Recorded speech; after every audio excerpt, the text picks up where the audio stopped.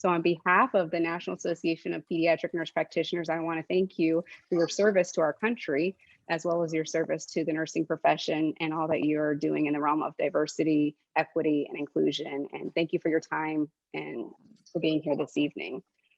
Everyone, please give a virtual welcome to Dr. Brigit Carter. Yeah, I really have to shorten that bio. Thank you so much. It's really hard listening to things about yourself, and really you all are doing the hard work out there. So thank you for having me. Thank you for allowing me to come and discuss this topic with you. I'm going to go ahead and share my screen, and please let me know if you can see the slide set. By a nod, we're good. Wonderful. So, you know, I always want to start out because I think people are saying, oh my gosh, we have this another talk about diversity. And what is she going to tell me differently than what I might already know now? And while our intention right now is to talk about what the importance of diversity, equity, and inclusion is and how we can advocate, there's also really the big important thing is understanding how to advocate. And a lot of that comes with understanding what the data is to support why we need diversity, because that's usually the first question that people have. I did have a slide, this video. I'm not going to show you the video, but the link is in the PowerPoint that you all have. This is a 15-minute video, so it would take all of my time. But one of the things that I just want to highlight from this video is that what she is talking about is really trying to move away from having this checkbox thing around diversity. You know, everybody wants to say, okay, we got a Black woman, check. We have, and one of her things is she's a threefer. She says, I'm a person of color, and I'm gay, and I'm a woman. And so when she gets hired, they consider her to be kind of this triple opportunity. But we need to look beyond what those boxes are we're trying to check. And then we need to think about having more conversations about what the problems are that are contributing to the lack of diversity in our workplace. We need to think about also, you know, why we have bias in our candidate selection, or if we have bias. I think we all bring bias with us, so we have to know that bias is going to exist, and we have to figure out how to mitigate that when we are looking at doing hiring, and also other types of programs that would support increasing diversity. One of the things that I do like, and I actually use this, is like, what is the first thought you have when someone says, let's talk about diversity? And usually when we think about what that is, people will say, well, why is this necessary? Why do we even have to have diversity? Why do we, if we just have to have somebody to satisfy appearance, then, you know, that's tokenism, right? We don't really want that. But I think it's an important question for everybody to ask themselves, is when someone says we need to have a more diverse workforce, what is the first thing that comes to your mind? And if there are issues that arise that really are around bias or saying we don't need it for other reasons, this is the opportunity for us to kind of educate ourselves. I love this slide because when I think about what happens, all I did was Google nurse practitioners. These are some of the pictures that I got. Well, there are some men, there are some people of color, but they're very shaded and blurred out. And to me, that says something. As a Black woman, why do I not see myself represented here? And if I'm represented, why am I kind of blurred out in the background? And trust me, I had to dig to even find some that had any people of color at all. They all had men. So they were looking for that type of diversity, which is good because we do need more than ethnic and racial diversity. But we also need to think about, if you're sitting in the room and everyone looks like you, we need to start asking the question, why are we not more diverse? And also, we'll talk a little bit later, it's not always just about ethnic and racial as well. So when we're looking at this chart, one of the things that I think that is important is that we have to consider what we look like currently as a population and what we're going to look like in the future. So right now, as you can see by this chart, about 60% of the population is non-Hispanic white. And 40% of the people, though, identify as racial or ethnic minorities today. That's not including Puerto Rico, because obviously we would have more if we included Puerto Rico. But however, when we think about what's going to happen, and most of the projections are around 2060, what's going to happen is over the next 20 years, we are going to see a huge decrease in the current majority, and it's going to fall to around 44%. We're going to have about a 20% drop in our racial and ethnic proportion of white Americans. And a lot of that does have to do with the fact that we'll have some small increases in Black and Hispanic and Asian, but we are going to have more of an increase actually in those with multiple races. And a lot of that comes because we have interracial marriages. People are claiming more than one race. And so that is going to also change our demographics greatly.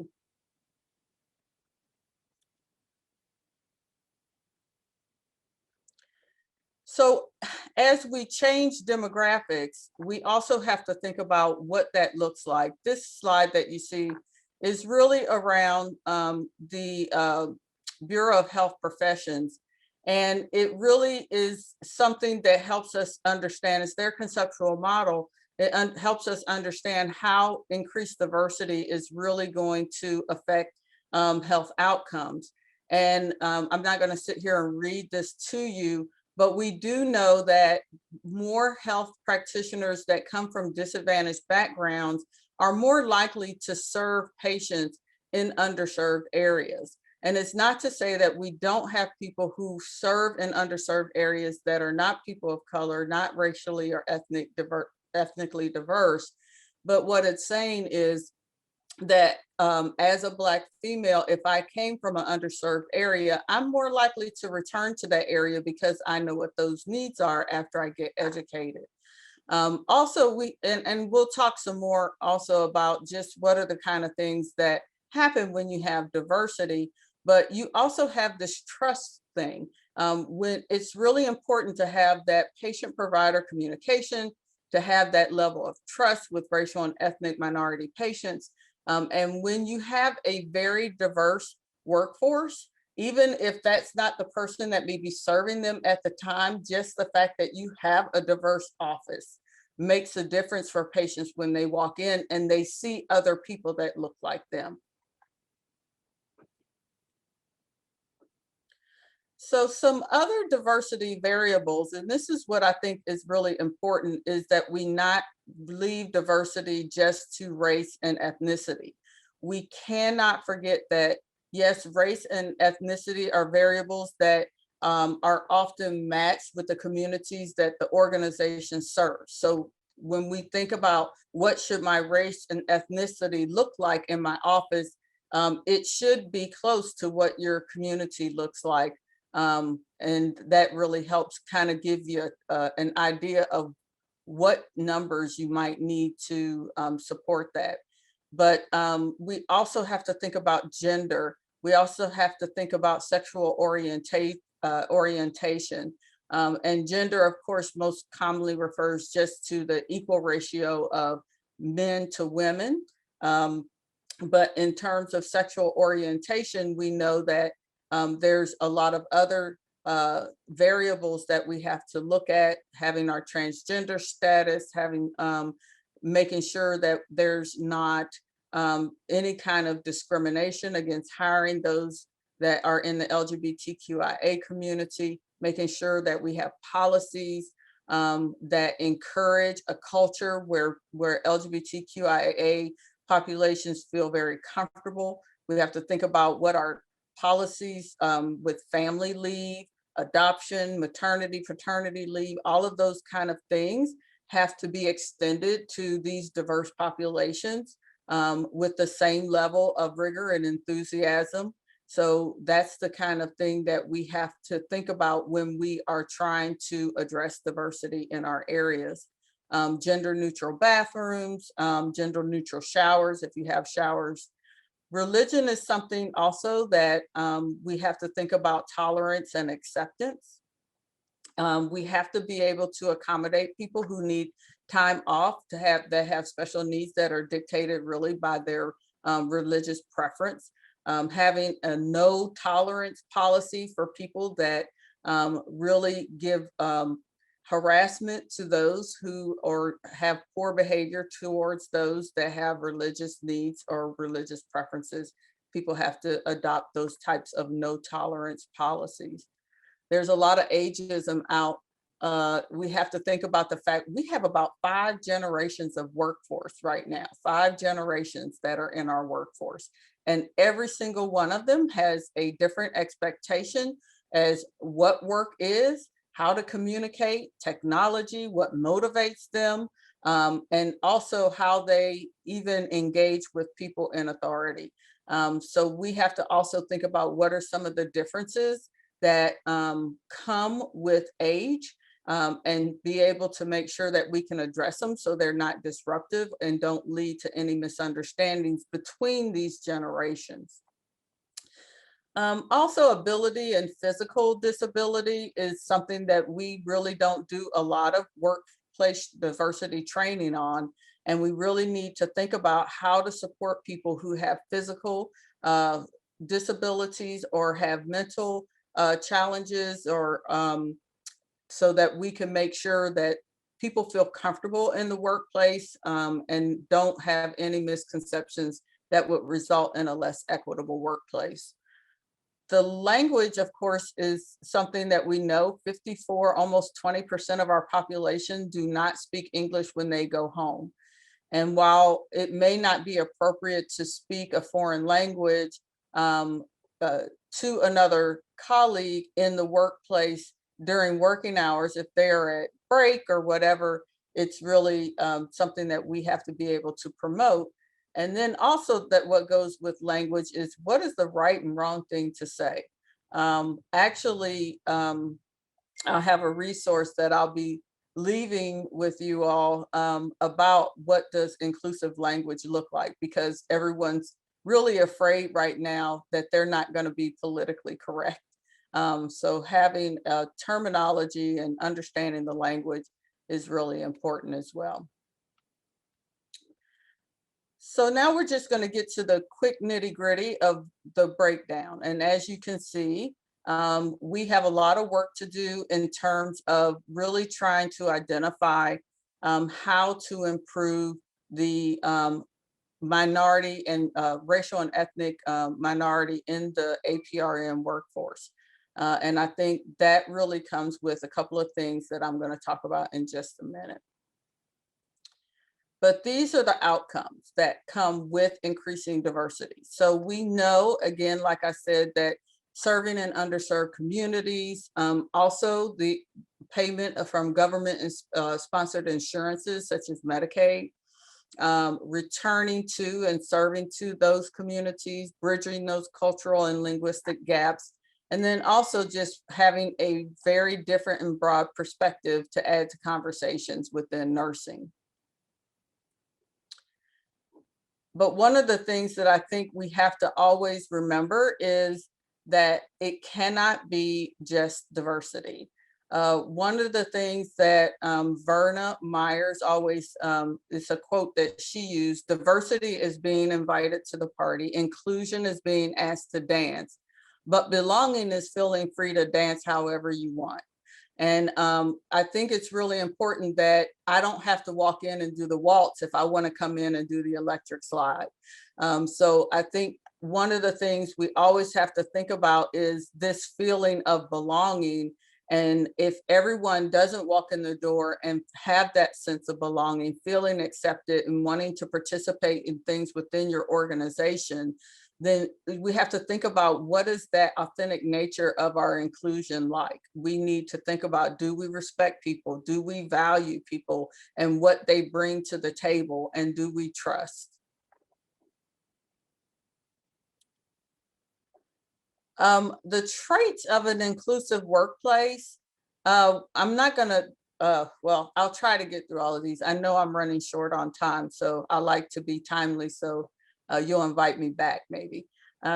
Cultural intelligence, again, is something about basically the curiosity and motivation needed to work well with others.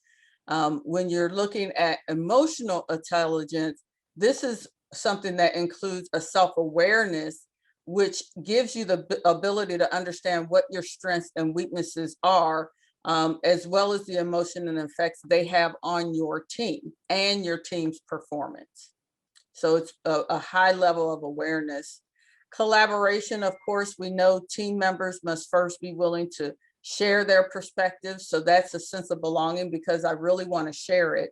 But then in doing that, they create an environment where everybody feels empowered to express their opinions freely. And that's when you get a really true collaborative environment. And commitment really just comes from having leaders that really demonstrate a sense of fairness, rooted deeply in the culture, and knowing that a welcoming culture begins with the leadership. When they have that, they cultivate this kind of commitment. People are committed to supporting the institution. They're passionate about the work that they're doing. Courage, again, not being afraid to challenge those entrenched organizational attitudes and practices that yield homogeneity. We need to think about what it is that most of the time diversity is very deeply rooted in policies and practices. So we have to go back to what is the system looking like that really cultivates this. And these are just some outcomes which we've talked a little bit about, but in the regular business world, not even in health professional, they've been trying to make this business case for diversity. And there's just been a tremendous amount of data that just shows these are all of the outcomes that happens when we enhance diversity within the workplace. But one of the things that, again, I truly believe is, as advocates, we have to make sure that we are understanding what that data looks like when it comes to diversity. That means from now, start collecting that data, evaluating that data. What does it look like when you have a less diverse versus a more diverse workplace, and being able to look at either productivity, innovation, profit, all of these things are important. I think nurses are also data driven, so it's really important to have that to present. When we look at training, we have to make sure that there is also sensitivity training and people are able to cover topics around harassment and discrimination. We're doing a lot around communication right now and bystander training. We are developing more programs that work for our specific area, because you can't always just plant things right into your community and expect it to work. Workplace culture is something that we definitely have to address. This is not one of the easiest things to change, but it's definitely something that if you take this on, that this is where people feel they are becoming contributors to this environment. So if I have this sense of belonging, I'm going to give everything I have to this place. And one of the things that I think also is important is addressing your policies. We talked a little bit about like family leave. There are no real, shouldn't be real diversity targets. Because the goal of one of the things that I love that she said in that video is diversity is not the abnormal. It should be the normal. It is the new normal. And we need to think about diversity just being a normal part of who we are, and not looking at what numbers that we have, that we can say we have so many people who are diverse. Making sure that we do outreach to diverse groups through job ads or language style. You have to look at what those things are. And then going beyond identity, which we just talked about. So you can think about sexuality, ability, veteran status, religion, nationality. We look at even geographic locations sometimes as being diverse because it brings about that diverse perspective. And one of the things that I think is most important, where I think you all can have such a huge impact, is developing those mentoring opportunities and making sure that you are thinking about how to create that pipeline, because that way you aren't looking to just add people, you're creating your workforce. And we just created this program with North Carolina Central. And this is really just giving them an opportunity to know what it means to be an advanced practice nurse. So giving them opportunities to be exposed to advanced practice nurses, to shadow them, to get some direction on what a successful application might look like. So these are things that you all can do right within your own office, is developing those mentoring programs. And then I always like to leave people with a call to action when I get through with a talk. And I always say, please, just assess and identify the areas that you want to make change, because you can't do everything at once. So just assess and then start with one thing at a time. One thing you can start doing, one thing you will stop doing, and one thing you will continue to do. Because I'm sure you're already doing something that is contributing to this developing a very strong workforce, but we also have to think about what it is that we're doing that doesn't contribute and may be hindering and may be a barrier.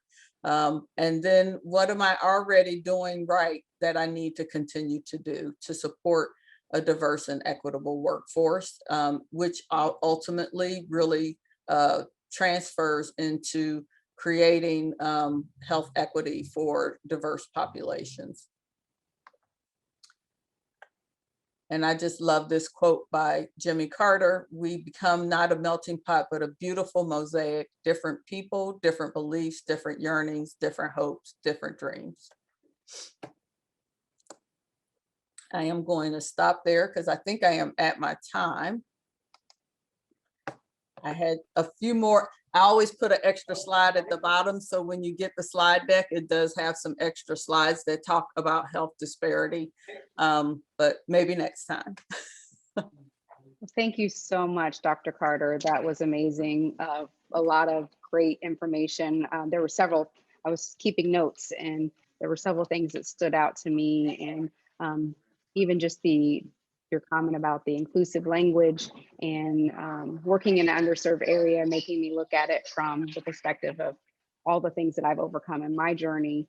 And I serve in an underserved area. And so that makes sense. Yeah. And then just also your call to action was amazing. And then just diversity needs to be our normal, like that is our normal. And one of the things that you did mention was the fact that we have 5 generations in the workforce today. And I think we take I think we take for granted that is a privilege, that it's so an opportunity that we can learn so much from each generation. And I think we do take that.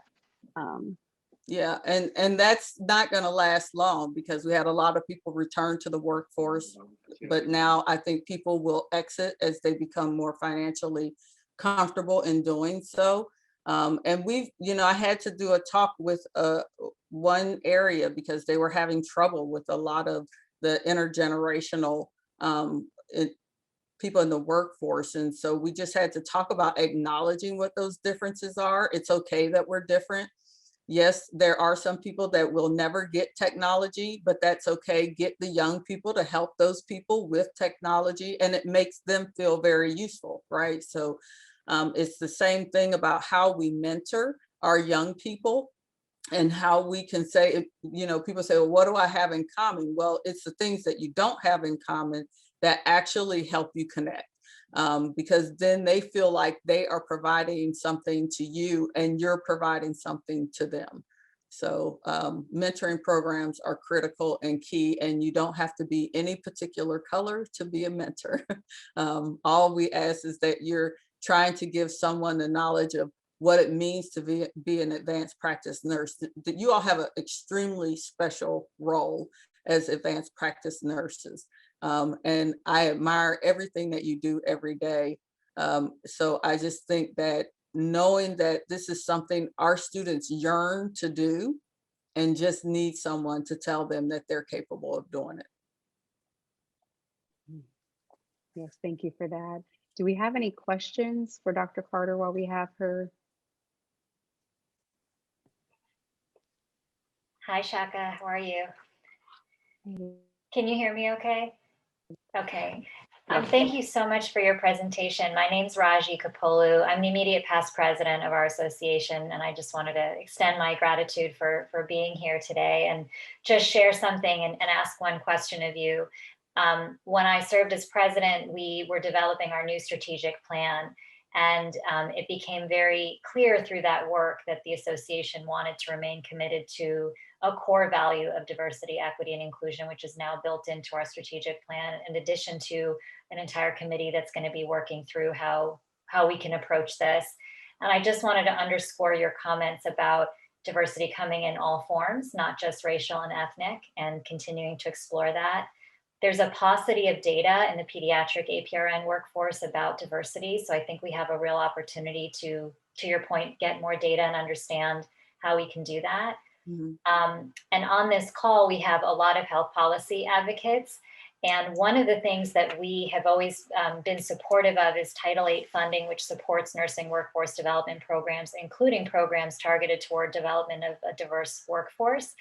And so I just wondered, are there any other advocacy opportunities that you would point us to or have us think about as we continue our work? You know, because I run one of those nursing workforce diversity grants, one of the things that we actually put into our grant this time was advocacy and teaching our students early on about advocacy and policy, because I think they lack that understanding of what does it mean for me to be an advocate? What do I do with that? Policy is one of those things that if it is not your specialty, people are very afraid of. Instead of just trying to get the basic understanding of what are the small things that we can do, trying to get them, and this is where mentorship is really key from your organization, because they need to see you do that so that they can then understand, hey, this is something I can do. This is something, because they all aspire to be nurse practitioners. I very rarely run into students who, they may not want to do it this year, but they all aspire to it. And so we have to show them that advocacy is a big part of that and show them that early on. So even if you figure out how to work with these undergraduate programs and really mentor and nurture students in policy, I think is wonderful. How do you get them to maybe visit your organization when you're doing a policy talk? Or it's, that to me is one of the main struggles that we have, but I'm hoping that we get this grant because it is very focused around advocacy and policy, and trying to get them to be more actively engaged. Thank you. And I know that our hope is that as we do our work, our workforce will mirror the diversity in all its forms of the children we care for, since we know that we have a beautifully diverse population here. So yeah, and I think the policy, you know, I often, because I still work on the floor from time to time when they're short in peds, and these children, when you walk in that door, you know, we have transgender children, we have children with disabilities, we have children of different racial and ethnic backgrounds and religious backgrounds. And if we really don't think about the fact that people that are walking in the door to care for them, and if no one really understands anything about them. So it's not just also getting an understanding or having people who look like them. It's also making sure we are all competent in how we care for our patients and having a better understanding of what that patient, learning how to ask the hard questions. We're very shy to say, you know, if you're a different religion, is there something that I need to know so that I can better care for you? It's a very basic question, but we all have to learn how to care because our population is not going to change overnight. But thank you, That's a Roger, very good for the point. question. Very good point, Dr. Carter. Thank you. Do we have any other questions before we move on to Dave's update? Well, thank you all so much for having me. I really appreciate it. And we would love to have you back anytime, Dr. Carter. You're Well, just let me know. I have a second half of slide deck. So I'll come back. okay. Well, you keep it ready for us. Okay. Thank you again. We appreciate it. Bye-bye.